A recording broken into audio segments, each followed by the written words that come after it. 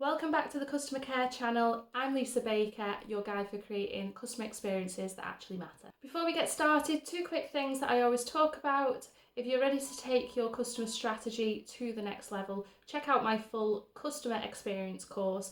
The link is down in the description, and don't forget to grab your free customer avatar template that helps you understand your ideal customer. You can also access it on my website at customercarechannel.com. So let's dive in. So today we're exploring something that gets overlooked, but it's absolutely crucial, and that's understanding the emotional journey of your customers.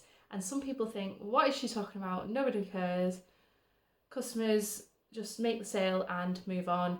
However, if you actually care about this stuff, you will make more sales in the long run, and you'll create customer loyalty, and your customers will love you. So just stop right there and actually listen for a minute. Now, I'm not just talking about the steps that they take into your sales funnel, but how they actually feel at each point along the way. Now, let's be real. People don't just buy products. They buy how those products actually make them feel, how enticed, how confident they are, the safety around it, the relief they get, the excitement that they get, and the belonging to the brand. Now, if you don't understand the emotions your customers are feeling, you're missing the chance to build that deep trust and your customers' loyalty. So let's break it down. So step one is to identify key touch points. So from discovery to purchase to onboarding to support, what are your big moments in your customer's journey? And feel free to pause and go and write it down, and then we'll move on to the next step. Step two is to ask, what are they feeling at each stage? Are they overwhelmed when comparing options? Do they quite understand? Are they confused during the onboarding? Are they frustrated if something doesn't work and they just leave in, so you're getting a quite high bounce rate on your website? Or are they excited when they first use your product? These emotions are all created by what you do and what you put into place. Now, step three, you need to match your messaging and your experience together. So your job is to meet them emotionally. And the reason I'm laughing, it's not that easy to do. So if they're feeling anxious, you need to reassure them. If they're feeling excited, you need to build that momentum and keep it going. And if they're feeling frustrated, you need to be proactive and calm and fix whatever they are frustrated about so it doesn't impact your next customer. So that's all about being proactive. Now, here's a great example. So when you walk into the Apple Store, everything from the lighting to the layout and to how the staff actually greet you is designed to make you feel smart, feel cool, and feel completely in control with whatever your decision is going to be regarding leaving, finding the best product, or finding something that's, I suppose, affordable. They aren't actually just selling tech, they're selling the confidence you feel using it. So I've actually got an action for you to do now. So I want you to pick one part of your customer's journey. Maybe it's your first email, so it's part of your onboarding process, or maybe how you handle returns. That could be the part that you look at. So then what I want you to do is ask yourself, how is the customer really feeling in this moment? So for example, if we were looking at your first email, are they happy to see that it's arrived in their inbox? Is it enticing? Is it boring? Is it confusing? And if it was the returns, is your returns policy super simple? Is it accessible? Can people find it on your website? Or is the customer getting frustrated because they don't know how to get their money back?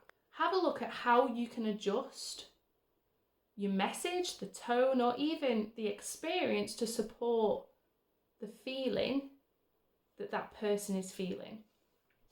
So if they're feeling very frustrated about about how you return something, how can you adjust your messaging and the tone of how you speak to them to actually change that feeling from frustrated to calm. I just need to return this, I print off the label and I just send it and the money reappears in my bank.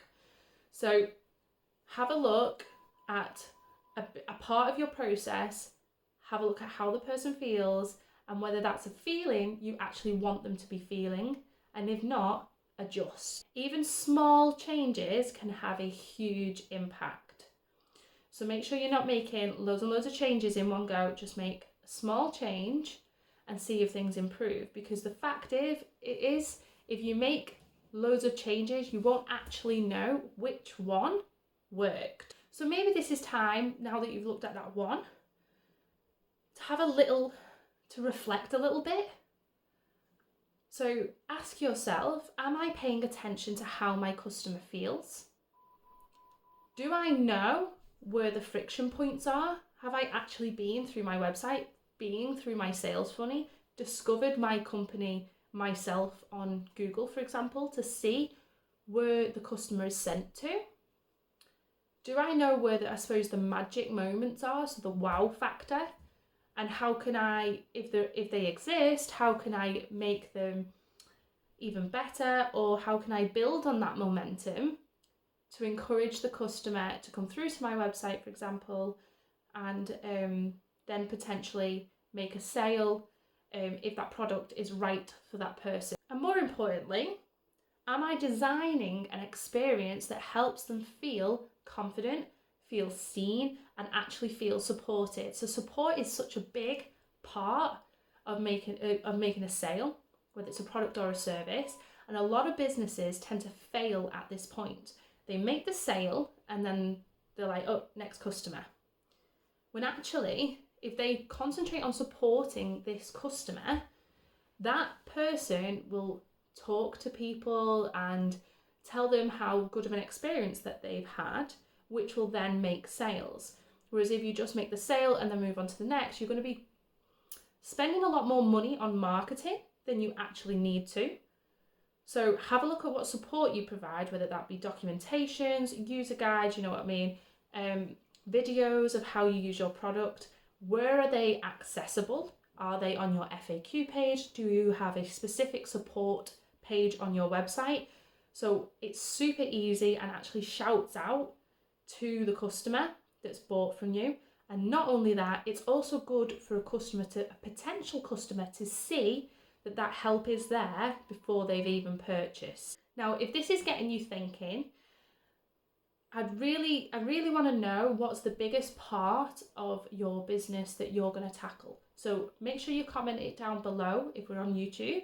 If you're listening to the podcast, jump over to YouTube, put it in the comments, and I will read every single one, and I'll even comment back and help you design that emotion that you're trying to achieve. Now, quick reminder, you can download my free customer avatar template in the description down below, or you can go over to customercarechannel.com and you can download it from there. Super easy. It's an incredible tool for unlocking emotional insights into your audience, because you need to know exactly who that ideal customer is. Because let's face it, you can't provide products and services to everyone, because what happens is then you provide it to no one, because it's not specific enough for a person, basically. So who is your ideal customer and who is the person that you're trying to serve? And obviously, if you're ready to go deeper and you actually want a method, check out my full customer experience course in the description down below.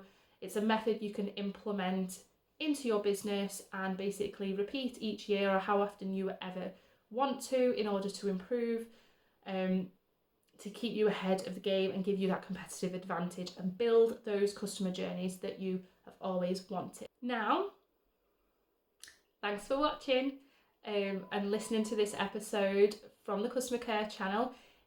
If it gave you value, please be sure to like and subscribe and share it with someone who needs to hear this. So whether that be on LinkedIn, whether that be with someone who is trying to build their own business and you think they benefit from this type of information, please do share it with them to help my YouTube channel grow. So obviously I'll see you in the next episode. I am on TikTok as well. I'm on Instagram, and obviously all my free resources are at customercarechannel.com. if you want some customer experience inspiration. Take care.